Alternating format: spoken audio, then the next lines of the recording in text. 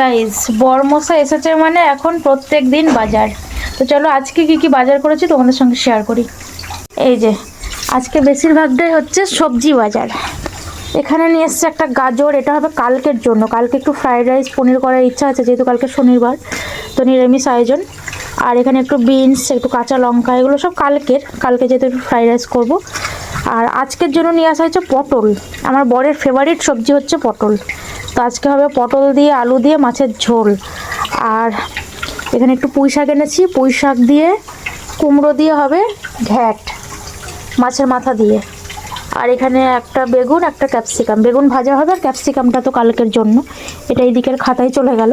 আর ওই যে বরমশাই এখন মাছ বাচ্ছে, দেখালাম না, আর মাছটা পরে দেখাচ্ছি। তাই হচ্ছে আজকের বাজার। একটু পেঁয়াজ এনেছি অল্প করে, পেঁয়াজ ঘরে অল্প ছিল তাই। চলো মাছটা দেখাই। আর ব্রেকফাস্টে আজকে আনা হয়েছিল ছেঁড়া পরোটা বা পেটাই পরোটা, যাই বলো না কেন, তো সেটা খাওয়া হয়ে গেছে অলরেডি। আর এই যেখানে এটা কি মাছ গো?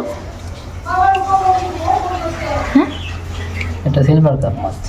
সিলভার কাপ মাছ। আমারও খুব পছন্দের এই মাছটা, আমার বরেরও খুব পছন্দের। তো এই মাছের ঝোল হবে আজকে। আর আজকে আমাদের বাড়িতে একজন খাবে, কে খাবে অবশ্যই তোমাদের সঙ্গে শেয়ার করব।